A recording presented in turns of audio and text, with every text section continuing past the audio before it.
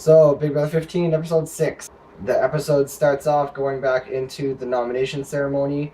Alyssa and Helen have been put on the block. After they've been put on the block, it kind of shows a few people talking in a few different rooms.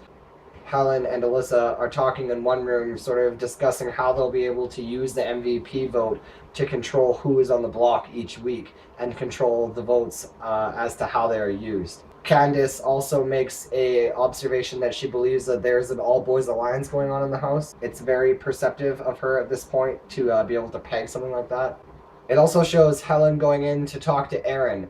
I actually think this is a really great tactic. As much as I absolutely hate that racist bitch, it's actually a really great tactic on Helen's part because first few things, Aaron will never win this game. She's been way too malicious and vicious to people in the game and said things on a personal level that are outside of Big Brother and this game. She'll never have the votes for her to win. And on a second note, they would never be suspected to be working together because of how much of a racist Aaron's been towards Helen, as well as the other house guests who are of an ethnic background. It shows Alyssa winning MVP for the second week in a row. Ain't that a shocker? And just as I would have expected her to, Alyssa goes and tells Helen right away. The Mom Squad Alliance starts sort of celebrating over this. And then we go over to Gina Marie in a different room with Nick. She's pushing her no-mance, which is what I like to call a showmance that is totally one-sided. This side being only Gina Marie. She flat out invites Nick to go into the shower with her, and when he sort of declines, she's like, "Bye, man, don't see my boobs." 2 seconds later, she says, "Oh, fine, I'll just show you them anyway." Switch scenes, and Gina Marie is deep-throating a popsicle and pulls the whole thing out of her throat with no popsicle on the stick anymore. Nick just kind of stares at her. You gotta admit, though, that's talent right there. It's not an easy feat. I mean, how many people do you know that can swallow an entire fucking popsicle? Then it also shows them in the backyard. Gina Marie is again pushing her no-mance with Nick, being like, "I can't wait for the day when I finally get to kiss you."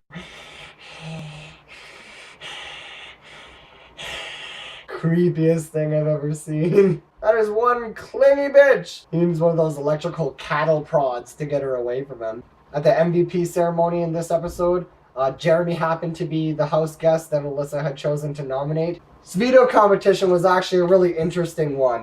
The point was to try and balance your stuffed animals on your baby mobile without having any of them touch the ground. Amanda and Nick also had their names pulled to play in that veto. Amanda did really well in this competition, and she actually almost finished twice. I was really rooting for her. Unfortunately, she didn't pull a win, and Jeremy ended up being the guy who won the veto this week. I loved Amanda's diary rooms while she was playing the veto. "Like a baby, I feel like crying, and I need a bottle of vodka."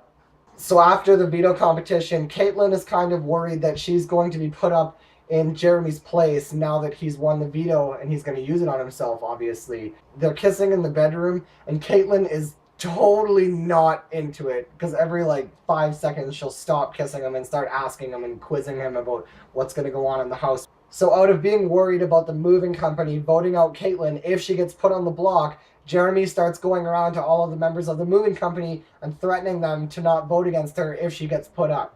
They don't really take this news very well, and they don't like being bossed around. This is where I see the cracks in this alliance first starting to form, and it's the beginning of the end of this alliance for sure. So end of the episode, the veto ceremony is happening, and Jeremy uses the power of veto to save himself. After that, Nick gets put up on the block in his place. It was either going to be him or Caitlyn. He doesn't look too surprised, but he should be more worried than he is. That's all for episode 6. See ya.